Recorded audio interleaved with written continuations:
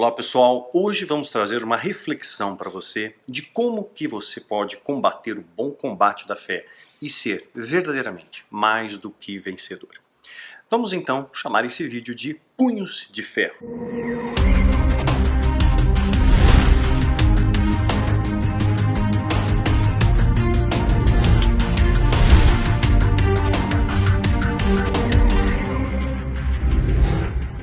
Já ouviu falar sobre isso? Punhos de ferro? Quando nós falamos em batalha espiritual, isso preconiza luta, preconiza combate, que requer do quê? De mim e de você. Força, poder, tenacidade, determinação, santificação. São alguns dos valores que precisam estar agregados nesse conteúdo de batalha espiritual. Hoje nós vemos muitos modelos de batalha que estão falidos, modelos fadados ao fracasso, porque foram contaminados por coisas do mundo, por rituais do mundo, e Deus abomina rituais, é melhor obedecer do que sacrificar, não é? Então nós vamos ter aqui um olhar bíblico de como combater o bom combate, ser mais do que vencedor e desfrutar de uma vida plena, de uma vida em abundância, que eu acho que é o seu desejo, é o meu desejo, é o nosso desejo, não é?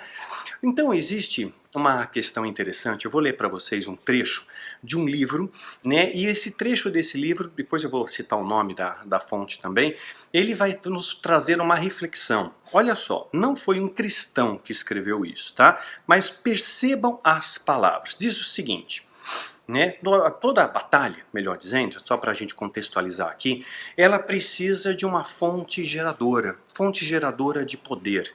E a maior fonte de poder que nós temos no horizonte da batalha espiritual, com esteio nas escrituras, é o amor. É a força mais poderosa do universo. Jesus é a expressão majoritária do amor.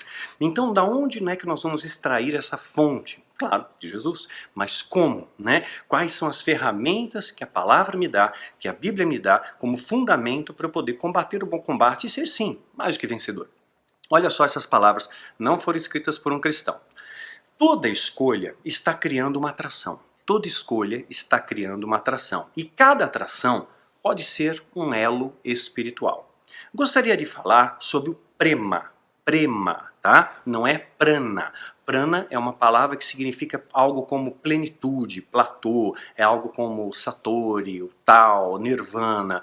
Várias culturas têm seus nomes, Seria uma espécie de um platô espiritual. Mas aqui eu não estou falando do prana, mas do prema, tá? P-R-E-M-A, que significa amor, Há amor em cada partícula desta criação. Amor é atração. Amor significa absorvendo a viscosidade, trazendo união. É isso que traz o amor, A partir da atração, átomos se juntam e formam moléculas, as quais um objeto é formado pela atração. Baseado na combinação de moléculas ou átomos, nós identificamos um material. Existe algo que mantém as partes unidas. Esta força que une as coisas e as mantém juntas, é chamado amor ou prema. O amor está presente em toda a criação. É por isso que a reprodução está acontecendo. É por causa do amor que os planetas estão se movendo em suas órbitas. O Sol está brilhando e as estrelas estão lá. Existe o amor em cada átomo, por isso o elétron está se movendo ao redor da partícula carregada. A carga de atração, a carga de toda essa criação é um poder, é amor. Isso aí é um trecho extraído de um livro, vou colocar aqui no alto, chamado Em Busca da Cura, de Marcos Farr Pessoa. Esse trecho, na verdade, nesse livro, ele foi reproduzido, é um trecho reproduzido de um jornal, onde um líder espiritual indiano, ele acabou trazendo essas palavras à reflexão. O nome desse líder espiritual era Sri Ravi Shankar, Ravi Shankar. Então, se a gente fizer aqui uma analogia, de fato, é a expressão do amor, ela está ligada a todas as coisas. É uma força de atração, Amor é atração. Então, tudo aquilo que você repele, que você repudia, são coisas contrárias aos valores do amor, não é verdade? Se afasta, roda os escarnecedores. Quem escarnece, quem zomba, quem tripudia, quem fala mal do irmão, Não, isso aí não é expressão do amor. Quem quer levar vantagem sobre o irmão, quem quer roubar, quem quer enganar, quem quer iludir, vender ilusões, isso não é expressão do amor, porque o amor e a verdade andam lado a lado, né? Jesus é o caminho, a verdade e a vida, e ele é a expressão do amor. Então amor e verdade têm que andar em perfeita simbiose, têm que caminhar juntos, né? Para que você possa combater o bom combate, né? Então, quando você é pai, quando você é mãe, você tem uma compreensão desse amor de um outro prisma, de um outro olhar, né? Você observa ali o nascimento do filho. Puxa, isso traz uma alegria inigualável, inimaginável. Só quem desfruta dessa experiência pode saber como é que ela é, né? Então você contemplar os primeiros passos, o olhar interessado, as primeiras palavras. Então tudo isso geram emoções. E essas palavras, né, que são sonorizadas pela criança, quando ela fala pela primeira vez papai, mamãe, elas trazem uma carga para nós, né? Uma carga de emoção, uma carga de amor, e é algo inimaginável. E é assim que Deus vê também quando você fala, que Ele inclina os ouvidos para ouvir as suas petições, né? Vocês já ouviram falar de uma expressão, na verdade é um provérbio indiano bastante antigo, que diz o seguinte, que o homem é um ser com uma cabeça de vidro, com corpo de vagem, protegido por mãos de ferro. Um provérbio indiano bastante antigo, né? E Bruce Lee, ele acabou falando algo também bastante interessante dentro da sua filosofia do Jeet Kune Do, que significa caminho do punho interceptor. Ele diz o seguinte, palavras do Bruce Lee, tá? Não se coloque dentro de uma forma, tá? Não se coloque dentro de uma forma. Se adapte à estrutura e construa a sua própria forma. Se deixe expandir, como a água. Se colocarmos a água num copo, ela se torna um copo, né? Se você colocar água numa garrafa, ela se torna garrafa. A água pode fluir ou pode colidir. Seja água, meu amigo, né? Palavras de Bruce Lee. Então, como assim ser como a água? Significa que eu preciso estar maleável à direção do Espírito Santo. O vento sopra aonde quer, não é isso? Então, se Deus me dá uma direção, vai para a direita, eu vou para a direita, vai para a esquerda, eu vou para a esquerda, para, eu paro, recua, eu recuo. Eu tenho que ser maleável. Não adianta eu construir um pensamento, um modelo empírico de dizer que aquele modelo vai funcionar sempre. Eu vejo muito desse erro se repetindo em nosso meio. Uma experiência pessoal, ela é transformada numa doutrina, sendo que aí vai ser rema, né? Uma palavra específica para você, e não a regra. A regra é o que a Bíblia nos dá, é o nosso livro de orientação, é a Bíblia. Então pode ocorrer alguma exceção, de repente você participou de um sistema de libertação, de cura interior, e aquilo funcionou para você, mas aquilo foi rema, você não pode fazer da rema uma regra, você não pode fazer uma experiência pessoal uma doutrina, então você tem que se deixar levar pelo Espírito. Né? O vento sopra aonde quer. E para você se levar pelo Espírito, você não pode estar preso numa forma. Muitas vezes a gente fica preso em formas, em doutrinas, não é isso? Tem doutrinas, por exemplo, de usos e costumes. Tem ministérios que não permitem que a mulher corte o cabelo, não permite que use maquiagem, outros exigem que use só vestido, outras permitem a calça jeans, né? Então usos e costumes são moldes, são modelos, nós temos que nos libertar disso, porque Jesus ele não veio trazer esses valores para nós. Jesus nos trouxe algo muito mais elevado do que isso, que é o amor. E o amor, ele não tem uma forma, não dá para você dizer o amor tem uma forma, o amor não tem forma, o amor simplesmente acontece, não é verdade? Ele independe de condições, ele simplesmente brota, acontece, floresce, né, e perfuma o ambiente ao seu redor. É assim que é. Então como é que nós vamos ser água? Como é que nós vamos ser essa fonte maleável? Jesus é a fonte de água viva, né? Beba dessa fonte. Quem beber dessa fonte não vai ter sede, Jesus explica, né? A filosofia do Jeet Kune Do, só fazendo aqui como pano de fundo, tá? Tem esse livro aqui que eu acho bastante interessante, do Bruce Lee, chamado Tao of Jeet Kune Do. Na verdade, foram manuscritos, né, que ele fez. Vou pegar aqui algumas páginas para mostrar para vocês. Ó.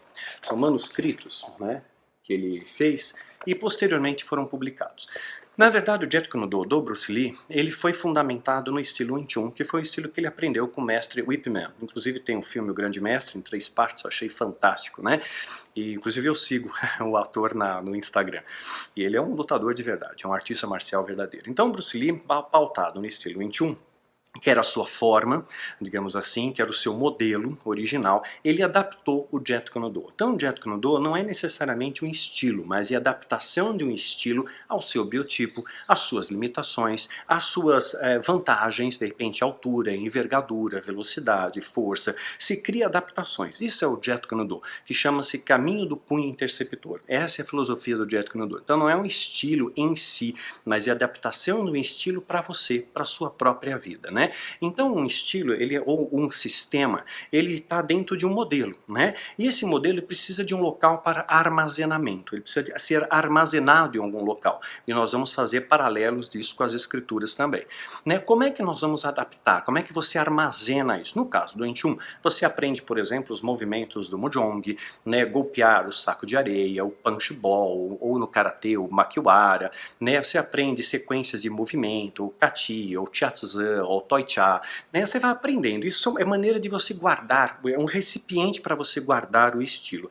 Então nós temos um recipiente para você guardar, para você armazenar os ensinamentos que Jesus nos trouxe, que são os evangelhos, que é o Novo Testamento, que é a palavra que nos faz vislumbrar. Então eu tenho ali um recipiente onde todo o conteúdo bíblico está armazenado para que eu possa me dispor dele, né? Então eu guardo, por isso que eu tenho que conhecer. Apenas o conhecimento sem a prática não funciona.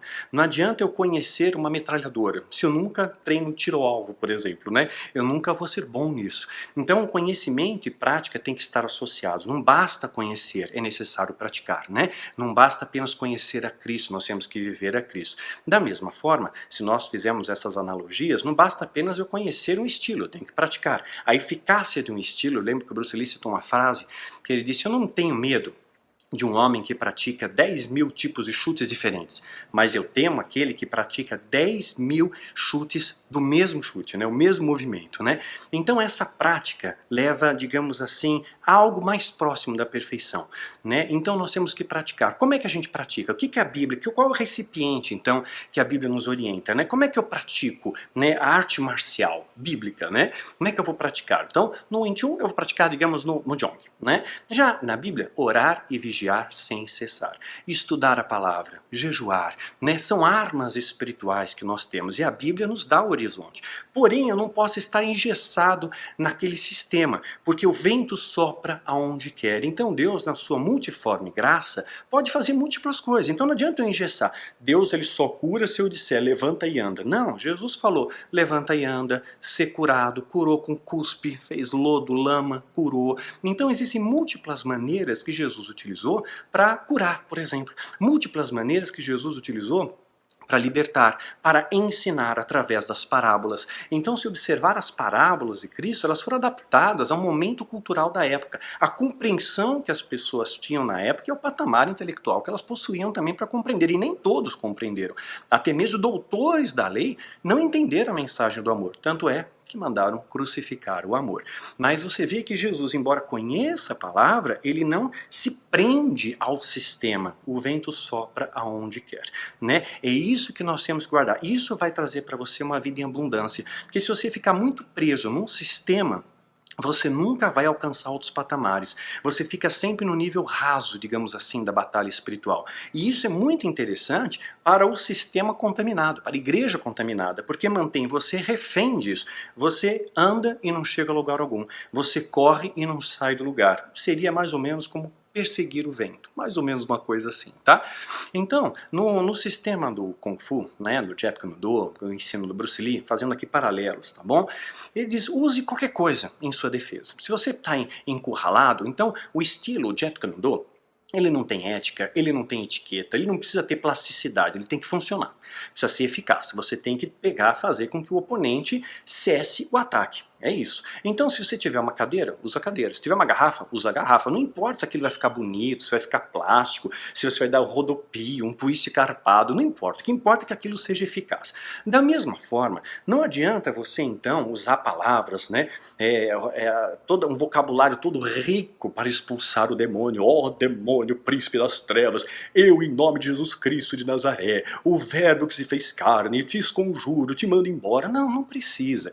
Então você tem que ser objetivo, você tem que ser simples. Jesus diz para isso para nós, né? Seja simples como a pomba, seja humilde como a pomba, mas prudente como a serpente. Como é que eu vou fundir a prudência à simplicidade? A Bíblia vai nos ensinar a combater o bom combate, né? Então vamos observar como é que Paulo combateu o bom combate da fé. 2 Timóteo 4,7, texto conhecido, né? Combati o bom combate, acabei a carreira, guardei a fé. Até o fim ele foi perseverante, né? Então como é que Paulo combateu o bom combate? Vamos aprender? Está contando aqui uma história.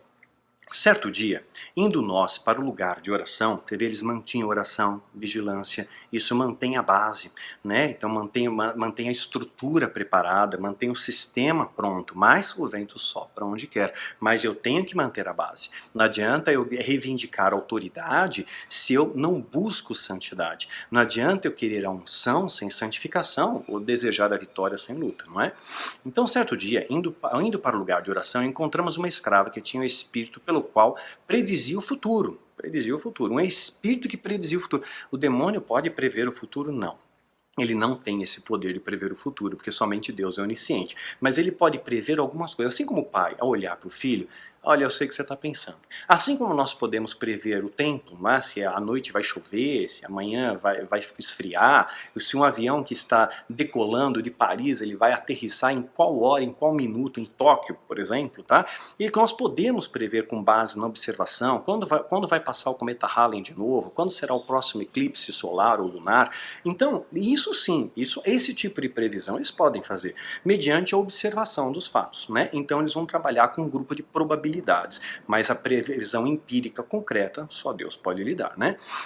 Então ele ganhava muito dinheiro, detalhe, ganhava muito dinheiro para os seus senhores com adivinhações, porque o povo vai atrás, né? O povo quer, o povo tem essa curiosidade, porque, eu preciso saber o que vai acontecer, né? Então, iam atrás. Essa moça seguia Paulo e a nós, gritando, ela seguia Paulo. Esses homens são servos do Deus Altíssimo, eles anunciam o caminho da salvação. O demônio falou a verdade ou falou mentira aqui? Falou a verdade, né? Então nem sempre o pai da mentira faz uso da mentira completa. A grande estratégia do adversário é falar meias verdades. Para misturar a verdade com a mentira de tal maneira que você, puxa, o que é verdade, o que é mentira? E aquela mentira contada várias vezes ganha o status de verdade, né? Essa é a pegada. Então como é que eu vou separar isso? O joio do trigo, o fato do boato, a verdade da mentira, discernimento. E discernimento ele é fruto de conhecimento. Por isso que a Bíblia fala, Oséias 4,6, meu povo perece porque lhe falta conhecimento, né? Então, está falando a verdade. E estava perseguindo Paulo. Se veja que no primeiro momento, durante dias aconteceu e continuou a fazer isso por muitos dias. Paulo não teve o discernimento imediato. Deus nos dá no momento certo. O vento sopra onde quer. Não foi imediato. Não foi instantâneo. Há tudo a um tempo, modo e propósito. Deus permitiu que isso acontecesse. Havia algum propósito nisso. Talvez para dar oportunidade para aquela mulher de se arrepender, como deu oportunidades, N oportunidades para Acã. Acã teve muita oportunidade de voltar atrás e, olha, Senhor, errei, perdão. Não fez. Colheu consequência. Dá uma olhada lá em Josué capítulo 7, o que aconteceu, né? Então, fazendo por muitos dias. Finalmente, Paulo ficou indignado. Voltou-se e disse ao Espírito. Não disse para a mulher, tá vendo? Ele disse ao Espírito, ao que estava sobrepujando a mulher. Não foi para ela. A minha luta não é contra sangue e carne, é o que está por trás. Em nome de Jesus Cristo, eu lhe ordeno que saia dela. Só isso. Só isso. Paulo não pegou, não fez um ato profético, não fez um ritual, não derramou óleo sobre ela. Então ele não se ateve a um modelo ritualístico. Ele simplesmente foi dirigido pelo Espírito. O que Deus mandou fazer? Sai dela. Pronto. Não ficou conversando. Demônio, o que você está fazendo nessa vida? Por que você está fazendo isso com ela? Qual a legalidade? Por onde você entrou? Por onde você saiu? O que você está fazendo, demônio? Qual que é o seu nome? Não importa. Mandou sair em nome de Jesus. É assim que a gente combate o bom combate. A menor distância entre dois pontos é a linha reta. Por isso, no sistema do Wing Chun, por exemplo, os golpes em linha reta são uma prerrogativa, né? Chutes abaixo da linha de cintura, né? Porque até seu pé chegar na orelha do outro, então é mais rápido. Então eles usam o caminho mais rápido para vencer o adversário. Claro que eu estou falando aqui em termos teóricos, tá bom? Em termos práticos, hoje, eu estou anos-luz do que eu era antes, quando eu praticava de fato arte marcial todos os dias, treinava 6 horas por dia. Hoje eu tenho a técnica na mente, mas o corpo já não acompanha mais a mente, né? E depois também que inventaram a pólvora, né? Você precisa da guarda de Deus. Eu estou usando isso aqui, a arte marcial, apenas como analogia, como fatores comparativos. Não estou te incentivando a sair por aí na mão com todo mundo, tá? Estou fazendo uma analogia para você combater o bom combate, colocando aqui como pano de fundo para que você entenda os mecanismos do mundo espiritual, fazendo um paralelo com o mundo natural. Isso é chamado então de analogia, são comparações analógicas, tá bom? Então, em nome de Jesus, eu te ordeno, te ordeno. Por que ele diz eu te ordeno? Porque Paulo tinha autoridade. E se Paulo não tivesse autoridade? Não adiantava ele ordenar, não adiantava ele falar, né? Não, você não tem autoridade apenas por falar em nome de Jesus se você não conhece a Jesus, né? Eu te ordeno que saia dela. No mesmo instante, no mesmo momento, não foi aos poucos, não foi, não sei se eu saio, eu rodopia, cai, sai, não sai. No mesmo instante, o Espírito a deixou instantaneamente. Autoridade, isso remete à verdadeira autoridade. Quer essa autoridade para você? Presta atenção nesse vídeo. Percebendo que a sua esperança de lucro tinha acabado, né, os donos da escrava agarraram Paulo e Silas. Né? Então, lucro, eles se sentiram ameaçados. O que eles fizeram com Paulo e com Silas? Riscaram o nome deles. Não chamam eles para congressos de avivamento, porque não vai ter avivamento. Não chamam eles mais para o congresso profético, porque, tipo assim, não vai acontecer nada. Né? Então, os donos da escrava agarraram Paulo e a Silas e os arrastaram para a praça principal, diante das autoridades, diante dos líderes, expuseram diante dos líderes. Algo similar do que nos nossos dias, né? E levando aos magistrados, aos líderes eclesiásticos, né, disseram, esses homens são judeus e estão perturbando a nossa cidade, propagando costumes que a nós romanos não é permitido aceitar e nem praticar. A multidão ajuntou-se contra Paulo e Silas, e os magistrados ordenaram que eles tirassem as roupas e fossem açoitados. Por quê? Qual foi o pecado deles? O que eles fizeram de errado? Eles simplesmente expulsaram um demônio, uma entidade que estava perturbando, estava indo atrás deles. Esses homens anunciam e Paulo teve discernimento, isso aqui não vem de Deus. Às vezes as pessoas falam coisas para te agradar. É assim diz o Senhor. Às vezes é um demônio falando. O cara estava usando aquela mulher para falar uma meia verdade, para enganar, para persuadir. O demônio ele se adapta muito às circunstâncias. Você precisa ter discernimento. Né? Discernimento ele é fruto de conhecimento. Quanto mais você conhece a Deus, mais os seus ouvidos estão apurados a ouvir a voz de Deus e a separar o que é natural e o que é espiritual. Mas então, esse convívio com Deus é importante para que você combata o bom combate da fé e seja mais do que vencedor. E é o que Paulo vai sofrer. A multidão, da noite para o dia, estava anunciando o evangelho. Tá tudo bem. De repente alguém falou, é satanista. Todo mundo é satanista, é satanista, é satanista. Parece que as pessoas repetem que nem papagaio, né? Aí quem disse? Não sei. Estão falando. Qual é a fonte de origem? Não sei, mas disseram. Quem disse? A fonte é confiável? Não sei, mas disseram. Gente, tem que parar de perseguir e dar ibope para mentira, para boato, para fofoca, para futriquinha. Você nunca vai ser vencedor assim. Se você continuar fazendo fofoquinha, mimimi, você nunca vai ser vencedor. Você vai perder todas as batalhas da sua vida. Sua vida, sim, vai de mal a pior. Vai virar uma desgraça porque você sai da graça. Você está na graça de Deus quando você está no centro da vontade de Deus. Aí as bênçãos lhe alcançam. Mas quando você se afasta, você entra em desgraça, você atrai maldição para você, né?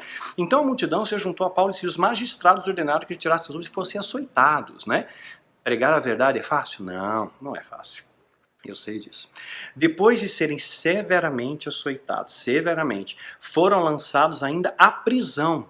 A prisão, olha só o preço de você falar a verdade. Então hoje quando eu apresento para você o evangelho triunfalista, as coisas vão de bom para melhor, vem aqui receber a vitória, a conquista, a plenitude. Olha na Bíblia, a vida de Paulo piorou bastante depois que ele se converteu, né? Açoitados foram lançados na prisão e o carcereiro recebeu instrução para vigiá-los com cuidado. Tendo recebido tais ordens, ele o lançou no cárcere interior, ele lhes prendeu os pés no tronco. Por volta da meia-noite, Paulo e Silas estavam fazendo o quê? Reclamando? Não, orando e cantando hinos a Deus. E os outros presos ouviram. Atos capítulo 16, de 1 a 25, né? Paulo pregou a verdade, viveu a verdade, sofreu pela verdade, foi perseguido.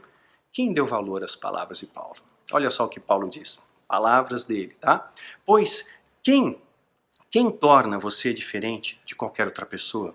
Para de ser soberbo. Quer combater o bom combate? Tenha humildade. Humildade da pomba, simplicidade da pomba, viu? Fica se achando que você é de uma bolacha do pacote, não. Tudo que nós fazemos pelo poder dele. Pois quem torna você diferente de qualquer pessoa? O que você tem que não tenha recebido? E se o recebeu, porque se orgulha, como se assim não fosse? Vocês já têm tudo o que querem e já se tornaram ricos. Chegaram a ser reis. sem nós.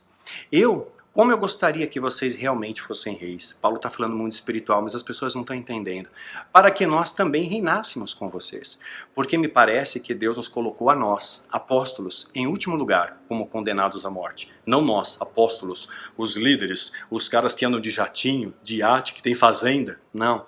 Como último lugar. Os últimos serão os primeiros. Humildade precede honra. Essa é a verdadeira unção. Mas era uma unção para aquele momento, eu já falei isso em outros vídeos, tá? O segredo por detrás da cortina e tantos outros. Não tem apóstolos mais nos nossos dias, tá bom? Era necessário que fosse testemunho ocular da ressurreição de Cristo. Era uma das condições. Pedro estabelece isso, Atos capítulo 1, tá bom?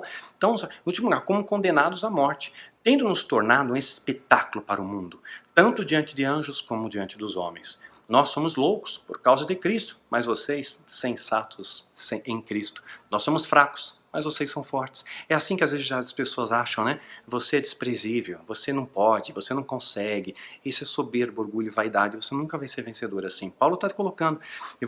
Vocês são respeitados, mas nós somos desprezados. Agora estamos passando fome. Olha só a vida do evangelho verdadeiro, genuíno, autêntico. Tão diferente, é um contraste tão grande com isso, com essa vitrine que te apresentam, porque isso é a mesma coisa que o satanismo usa de vitrine. Você quer dinheiro, você quer poder, você quer fama, vem cá, faz um pacto comigo, aí vai rolar, né? É a mesma coisa. Você quer dinheiro, você quer poder, vem aqui, compra o carnê da prosperidade, né? Leva a porcaria ungida, vem no culto profético, vem receber a chave da vitória plena, absoluta, essas coisas, né? Agora estamos passando fome e sede e necessidade de roupas. Estamos sendo tratados brutalmente e não temos residência certa e trabalhamos arduamente com nossas próprias mãos. Quando somos amaldiçoados, abençoamos. Quando perseguidos, suportamos. Quando caluniados, respondemos amavelmente. Até agora nos tornamos a escória da terra, o lixo do mundo. Não estou tentando envergonhá-los ao escrever essas coisas, mas procuro adverti-los como a meus filhos amados. Embora possam ter 10.000 tutores em Cristo, vocês não têm muitos pais. Eu sei que muitos que estão me ouvindo não têm pais na fé. Não tem pessoas que te orientem de verdade. Então, se Deus está me usando como instrumento, como fonte limpa para abençoar a sua vida, ora por nós, intercede por nós. De certa forma, vocês são nossos filhos espirituais. Eu tenho esses filhos no mundo inteiro, né? Para a honra do Cordeiro e para a vergonha do inferno. Então lembra de orar pela gente, de investir nessa trincheira, de semear nesse ministério, viu? Para que a gente continue envergonhando o diabo e anunciando a verdade que liberta.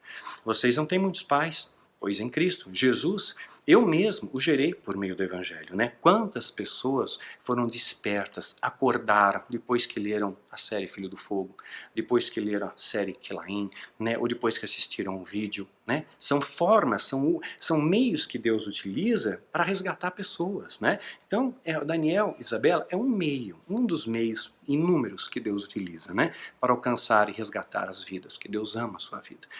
Portanto, suplico-lhes que sejam meus imitadores. Então, sejam meus imitadores. Você quer viver o evangelho? Estou te dizendo, o caminho é estreito. Vai passar fome, vai passar sede, vai ser preso, vai ser açoitado, vai ser perseguido. Vê como o caminho é estreito? Mas esse caminho é honroso. Esse caminho te leva à sala do trono e esse caminho te faz verdadeiramente um vencedor. Um vencedor que desfruta da paz que transcende entendimento, que sabe que nós somos peregrinos aqui, que a nossa passagem por aqui é passageira, mas aproveite a passagem. A vida é maravilhosa, gente. A vida é bela. A vida é linda. Passa devagar por ela. Observa os detalhes da vida. Seja bênção por onde você for. Não apressa o seu tempo na terra, não. Não fica ansioso por coisa alguma. Procura viver a cada dia. E eu prego isso para mim mesmo, porque eu também sou ansioso. Eu também, às vezes, me angustio. Às vezes eu me debato num copo d'água, né? São coisas da nossa humanidade, né? Mas eu procuro descansar em Deus e esperar a cada dia o seu mal. É assim que a gente vive a vida plena. É assim que a gente combate o bom combate da fé.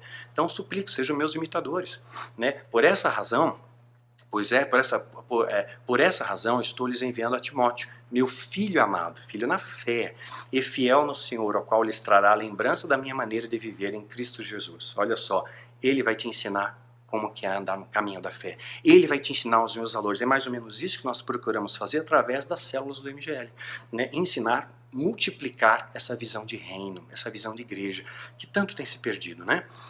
Lembrança da minha maneira de ver em Cristo, de acordo com o que eu ensino em toda parte, em todas as igrejas. Ou seja, Paulo vivia o que pregava. Ele apenas não tinha um discurso bonito, mas ele vivia. Essa é a diferença, né? Não adianta você apenas fazer, digamos, um cati bonito, um jazz bonito, uma sequência de movimentos linda, com uma ótima plasticidade. Se você não colocar aquilo em prática, não vai funcionar nunca. Se você não simplificar a coisa, não for direto ao ponto, não vai funcionar, né? Alguns de vocês se tornaram arrogantes. Que novidade, né? Como se eu não fosse mais visitá-los, né? 1 Coríntios 4, de 7 a 18. Alguns de vocês se tornaram arrogantes. Quantos? Você não conhece pessoas que se tornaram arrogantes no seu meio mesmo, na sua igreja, dentro da sua liderança, dos seus amigos. De repente, parece que as pessoas surtam, né? E ficam arrogantes, ficam soberbos, ficam se achando a última bolacha do pacote. Você nunca vai ser vitorioso assim. A humildade verdadeira precede honra, não a falsa humildade. Eu tenho orgulho da minha humildade. Não, aí já não é humildade, né? Soberba. Então Paulo passou fome, Paulo foi perseguido, Paulo foi caluniado. Como é que Paulo combateu o bom combate? Com rituais complexos? Determinando, eu determino tal, eu ligo na terra, eu exijo, né? Eu falando em línguas, vendendo objetos ungidos. Ele podia vender o lenço dele, curava o enfermo, o avental de Paulo curava o enfermo, mas era um meio para atingir um propósito, não era um fim em si mesmo, e Paulo não vendia o lenço ungido, ele estava passando fome, vão vender um lenço ungido aí por R$1000, vou ficar rico, né? Não, ele não fez isso, né? Como é que ele fazia? Ele fazia campanhas de vitória, carnê de prosperidade, congressos de cura, né? Orações complexas, palavras robustas, palavras difíceis. Ele falava em 3 idiomas para o demônio ir embora. Eu vou te expulsar em aramaico, em grego e em árabe, sei lá, né? Vou te expulsar, vou ser poliglota aqui, vou expulsar o demônio em 3 idiomas diferentes, né? Ele simplesmente usava um método eficaz: oração, comunhão com Deus, fé. Isso dava legitimidade a ele, a verdadeira autoridade espiritual. Isso dava legitimidade a ele, né? Ele tinha ousadia para pregar a palavra, suportou os cravos, tomou a cruz. Essa autoridade revestia Paulo, e os demônios sabiam quem era Paulo, porque Paulo era revestido de uma autoridade verdadeira, genuína, não de uma aparência, né? Mas de uma autoridade verdadeira. Olha só como os demônios respeitavam. Alguns judeus que andavam expulsando espíritos malignos tentaram invocar o nome do Senhor Jesus sobre os endemoniados, dizendo: em nome de Jesus a quem Paulo prega, eu lhes ordeno que saiam. E os que estavam fazendo isso eram 7 filhos de Seva, um dos chefes dos sacerdotes dos judeus. Um dia o espírito maligno lhes disse, e respondeu: Jesus eu conheço. O demônio respondeu: Jesus, eu conheço Jesus. E eu também sei quem é Paulo, mas vocês quem são? Ou seja, Paulo era conhecido no mundo espiritual. Por quê? Porque ele atrapalhava. Porque é luz, e a luz prevalece sobre as trevas. Simples assim, poderoso assim. Está em Atos capítulo 19, a partir do verso 13. Então, meu irmão, minha irmã, esqueça os rituais. Esqueça os sistemas complexos. Seja simples. Seja água. Se adapte às circunstâncias. O vento sopra onde quer. Deixa Deus te usar. Da maneira que Ele for te usar. Às vezes, as maneiras mais inusitadas de Deus usar a sua vida. Às vezes Deus fala com você através de um louvor, às vezes Deus fala com você através de um abraço que você pode dar para alguém sem falar nada. Deus fala no silêncio, né? Existem N maneiras de Deus falar e de transformar vidas, né? Simplesmente vá pelo caminho mais fácil. Deixa o Espírito Santo te utilizar. Se desprenda dos sistemas complexos, né? Se despoje dos rituais, né? Olha o que diz aqui a palavra. Porém, Samuel era o cara, né? Disse: tem porventura o Senhor tanto prazer em holocaustos e sacrifícios, como em que se obedeça a palavra do Senhor? Ou seja, Deus ele tem mais prazer o quê? Que você faça sacrifícios, que você compra o carnê da prosperidade. A pessoa pede sacrifício ao povo, você tem que dar primícia, tem que dar dízimo, tem que dar o que não tem, né? E aí, você acha que é assim que você compra a Deus? Você está negociando com Deus? Eu vou fazer um jejum, vou passar fome aqui, Deus vai me atender. Não, não é assim. Não é o ritual, é obediência. É obediência que inclina os ouvidos de Deus, é obediência que move a mão de Deus. É melhor obedecer do que sacrificar, né? Como se estabelece a palavra do Senhor, eis que obedecer é melhor do que sacrificar. A palavra está dizendo, né? Obedecer é melhor que o sacrificar. E o atender é melhor do que a gordura de carneiros. Atender, obedecer a Deus, simplesmente obedeça. Deus mandou fazer, você faz. Deus mandou fazer, não fazer, você não faz. Simples assim, né? Porque rebelião é como o pecado de feitiçaria. Quando você não faz o que Deus manda, o que as escrituras orientam, é como o pecado de feitiçaria. Ou seja, você está pondo, o satanista, você está sendo igual. É a mesma coisa, é como o pecado de feitiçaria. Né? Quando você desobedece a Deus, quando você se rebela a Deus, quando você vai contrário aos valores de Deus. 1 Samuel capítulo 15, 22 a 23. Então, esqueça os rituais, seja simples, seja água. Né? Contorne os obstáculos, se adapte às circunstâncias, busque uma fonte limpa para você se alimentar.